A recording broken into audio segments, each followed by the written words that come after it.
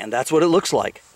Hello, welcome to Waypoint Survival. Today I'm going to show you how to make a hobo brush. Stay tuned. To make this project, you're going to need just a few simple things.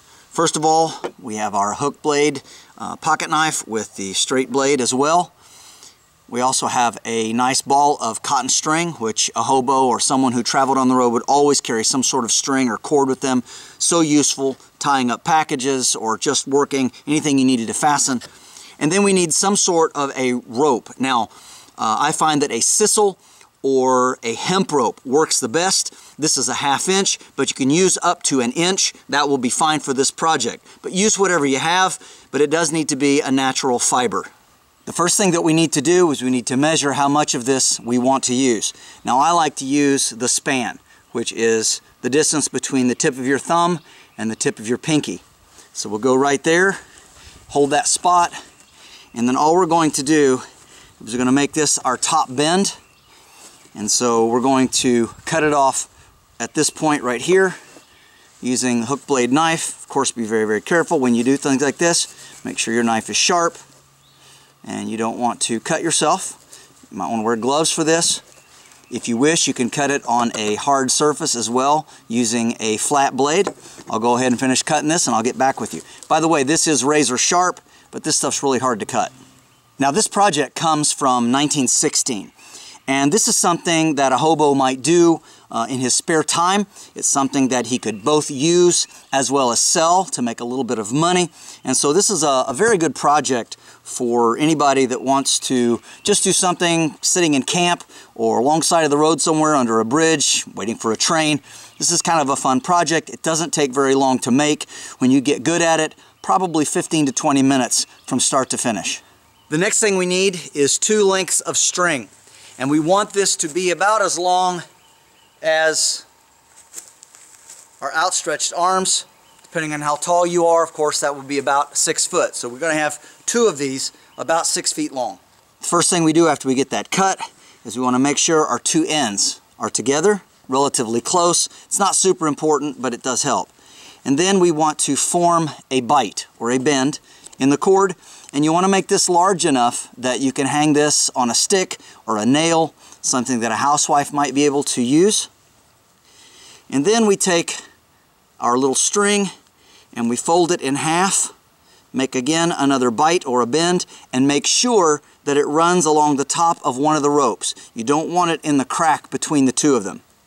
And of course what we're doing is we're going to whip this. So we start right there. You can see how that is.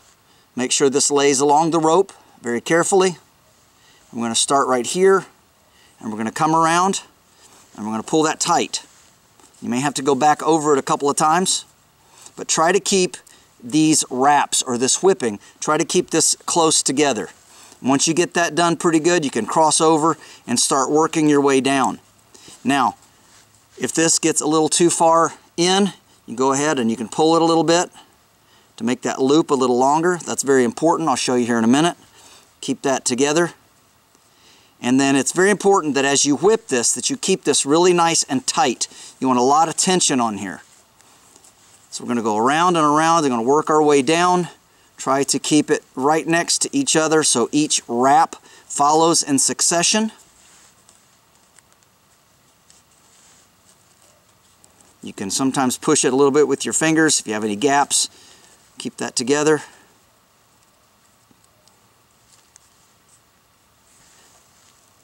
All right, come on around. Make sure this stays out of the way.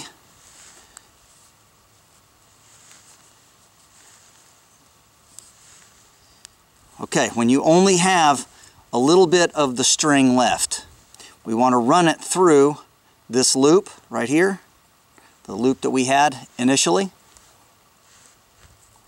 We run this through here,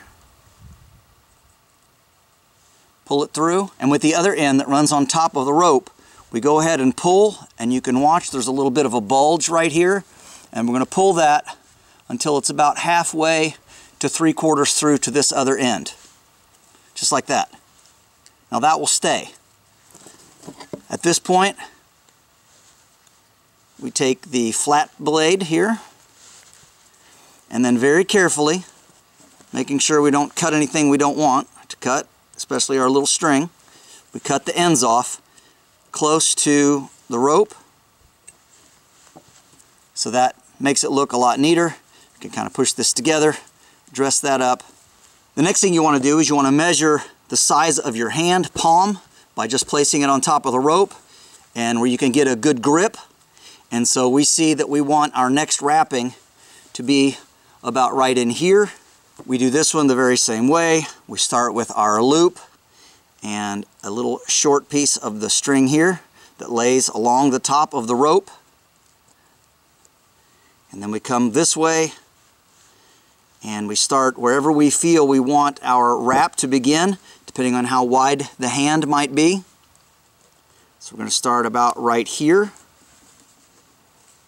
Come around. We can check it. Yes, that's about where we want. And we're going to do the exact same process. Pulling this really tight, keeping this loop along the top of the rope. The finished whipping should look just like this, all the way around. As I said, if you have any gaps, you can always kind of push that back together to make it look a little neater, to keep it nice and tight. But that's what you want it to look like when you're done. The next step takes a little more time. What we have to do is we have to take this rope where it's twisted together, and we have to reverse all of those twists. So we have 3 from this one, and then 3 from this one. You can take that all the way back down to where this whipping is, which will hold it all together. Then each one of these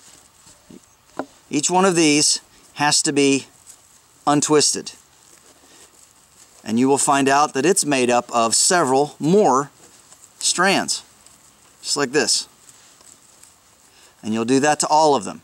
So just continue to untwist them and separate them by hand. I'll do that and get back with you. Now you're going to get a lot of material off of here, but this is what it looks like when you get it to this stage. Now if you want a stiffer brush, then you would leave it just like this and you wouldn't tease the fibers out anymore. This of course would be good for cleaning up at a shop. You could use this for brushing off things off of your sleeve perhaps, or off of a hat. But this would be a really handy thing to use for anything around the kitchen or the homestead. You could use it as a paintbrush to whitewash a fence or paint a barn. Again, just a very cheap and easy way to make a brush. Now, if you wish, you could take all of these fibers and continue to tease them apart even more and work it with your fingers where they'll really separate and fan out. And I'll go ahead and do that, and then I'll get back with you and show you what that looks like.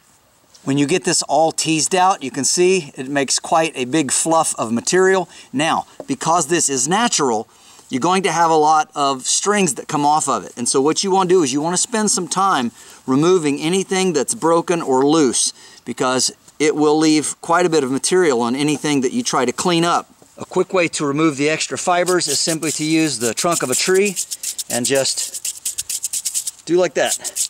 And that's going to help get rid of a lot of those loose fibers and anything that might possibly come off.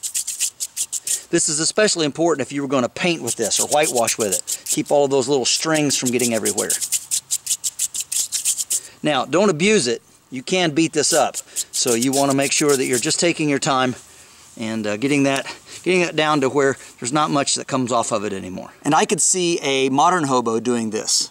Like I said, sitting under a bridge, waiting for a train, sitting at camp, for the price of a little bit of cotton string and a piece of rope that somebody might give you, or you could purchase for just a few dollars. You could make a lot of these. Now we want to make sure that our end is nice and even, so what we do is go ahead and collapse this like that, put some tension on it, hold it together, taking a flat knife blade, come across and we'll cut it wherever we want.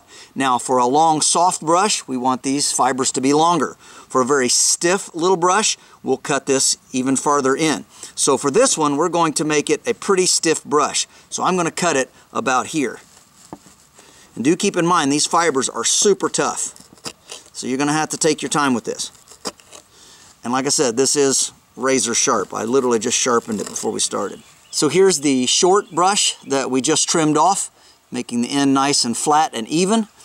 This is great for a lot of projects. You could even use this for scrubbing out pots and pans with a little bit of soap in the backcountry. Just throw this in your pack, and we always wonder how to clean things out and to scour them in the backcountry. Well, this is a really cool and rustic looking project to do that.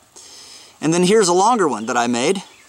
Again, same basic idea, but this one I trimmed off much less. And again, this one could be used for anything you would need to clean with around the house, around the shop, or painting or any other projects that a hobo might run into. Plus, I could see selling these to folks who just want to hang them up because it looks very rustic, look really great next to someone's farmhouse kitchen, for instance. Well, thanks so much for going along with me as I do these projects, and a big thank you to everybody that's been watching and supporting the channel. No, we're not going to do hobo stuff forever, but I've been doing a lot of research and finding a lot of unique things that I want to bring to you that are not just for the hobo community, but they really teach us a lot of survival skills that our ancestors used. Remember, hobos were urban survivalists long before it became popular. And so a lot of the skills that they used going from town to town and place to place and working on the farm and using really primitive materials to get the job done are things we can learn from today. That's another reason why I wanted to bring you some of these projects like this. I also just want to say thank you to all my patrons who support me on Patreon. You guys are great, and it really makes this channel what it is. I spend a lot of time and I spend a fair deal of money buying resources, looking at books, doing my research into old magazines and things, just trying to find things to bring you so you have something to watch and enjoy and some skills to practice. So thanks everybody. This is James Bender for Waypoint Survival. If you like this video, please give it a thumbs up. Also make sure and check out the links in the description box below just under the More button. While you're down there, you'll also find our waypointsurvival.com link. And this is where you can sign up to take survival and bushcraft classes here at our beautiful training facility in Southern Ohio. And if you haven't already done so, please subscribe to the channel. We'd really appreciate it. And when you do subscribe, make sure and press that bell button so that you can stay notified of all of our upcoming videos.